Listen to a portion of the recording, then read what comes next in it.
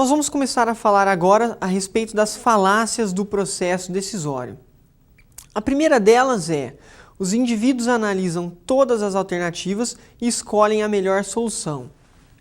Antes de discorrer a respeito dessa primeira falácia, é interessante a gente discutir o que é falácia.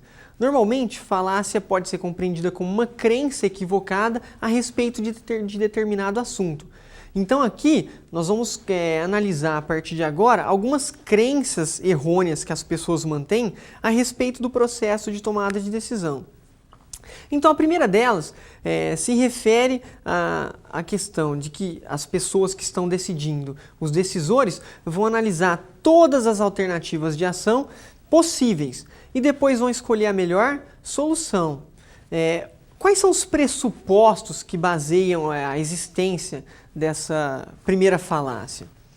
Primeiro, todas as alternativas são conhecidas. Depois, há completo conhecimento de todas as consequências das ações provenientes de se selecionar cada alternativa. Então, por que eu posso considerar um erro a percepção de que é possível analisar todas as alternativas de ação disponíveis e depois escolher a melhor delas? Primeiro, nós não temos informações suficientes e também não é possível levantar todas as alternativas de ação. O que acontece é que as pessoas que estão participando do processo decisório vão ser influenciadas e moldadas por suas experiências e visões de mundo. E a partir disso aí, eu vou identificar algumas alternativas de ação.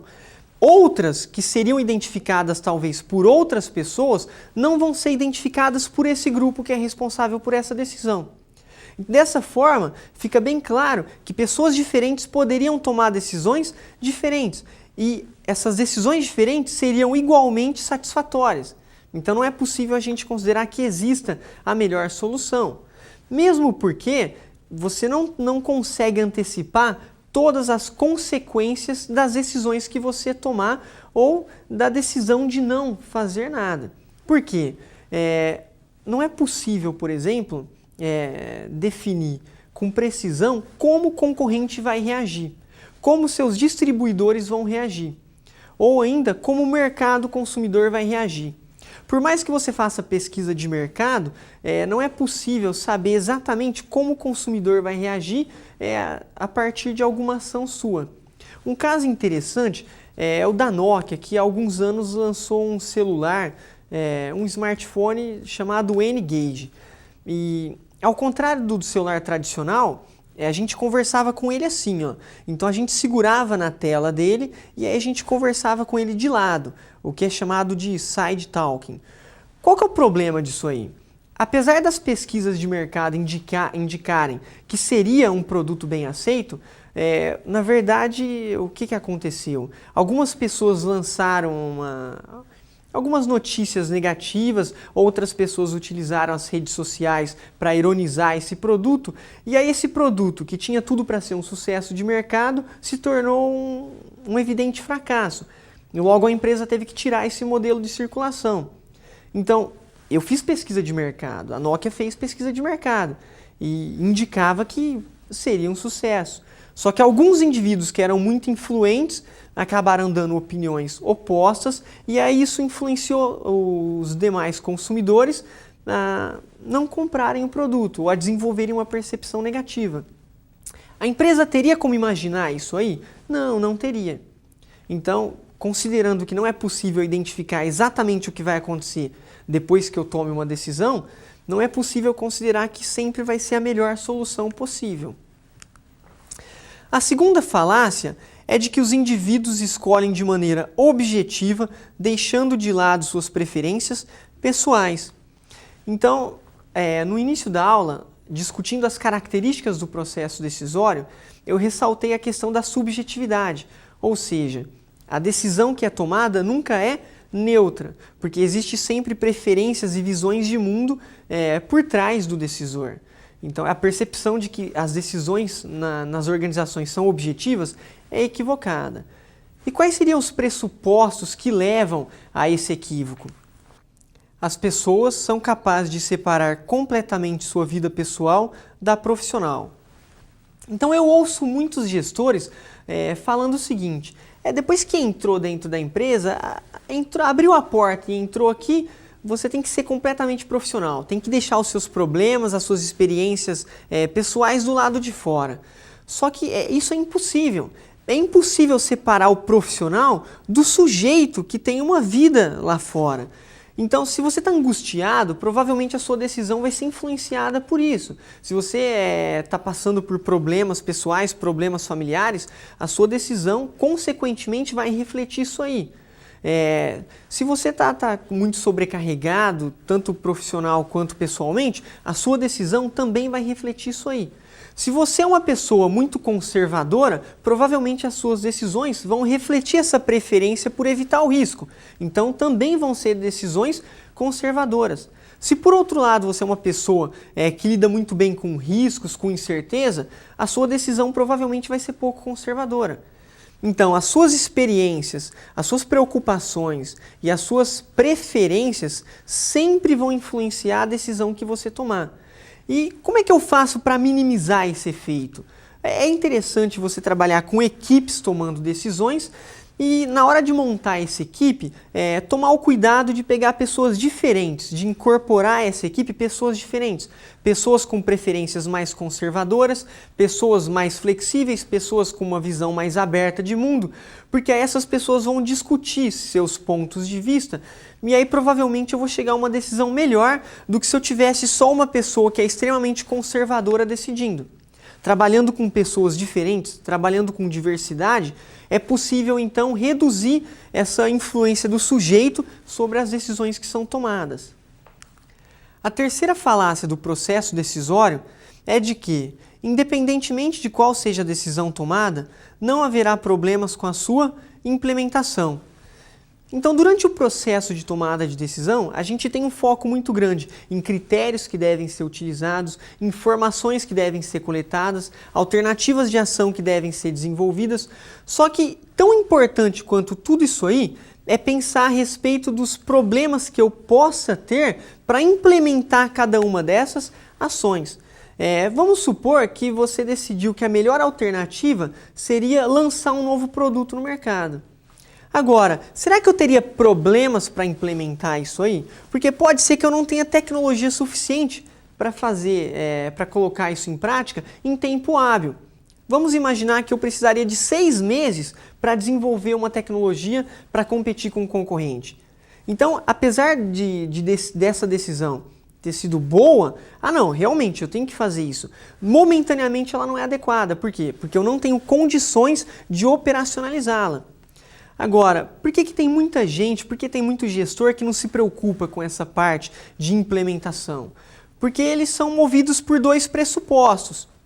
O primeiro deles é de que o poder dos indivíduos na organização não é relevante na tomada de decisão. E o segundo é de que, se o indivíduo possui poder para decidir, também o possui para garantir a implementação de sua decisão. Hoje, é muito comum analisarmos as empresas a partir de uma perspectiva política. Tem um autor chamado Morgan, ele lançou um livro há alguns anos chamado Imagens da Organização. E nesse livro ele trata diferentes perspectivas para analisar as organizações, dentre elas a perspectiva política. Dentro de uma empresa, o que eu tenho? Eu tenho várias pessoas que ocupam cargos diferentes e que têm poder de decisão e de implementação diferentes. Então, mesmo que você tome uma decisão que seja satisfatória, você vai precisar do apoio de outras pessoas que ocupam outros cargos para colocar ela em prática. Agora, e se essas outras pessoas não estão dispostas a colaborar com você? Provavelmente a sua decisão vai parar aí. Foi uma boa decisão, mas ela não foi passível de ser operacionalizada. Por quê? Porque você, como decisor, não tinha poder suficiente para poder garantir a implementação dessa decisão. Então, o que é interessante? Sempre incluir as pessoas que têm poder de implementação no processo de tomada de decisão. Porque se você colocar só profissionais que não têm poder de implementação, dificilmente essa decisão sai do papel. A gente vê muitos planejamentos estratégicos que não saem do papel. Por quê? Porque as pessoas têm muita dificuldade para colocar isso em prática. Tá? E as decisões ocorrem da mesma maneira. Às vezes a pessoa que decidiu, ou o grupo que decidiu, não tem poder para sozinho colocar isso em prática.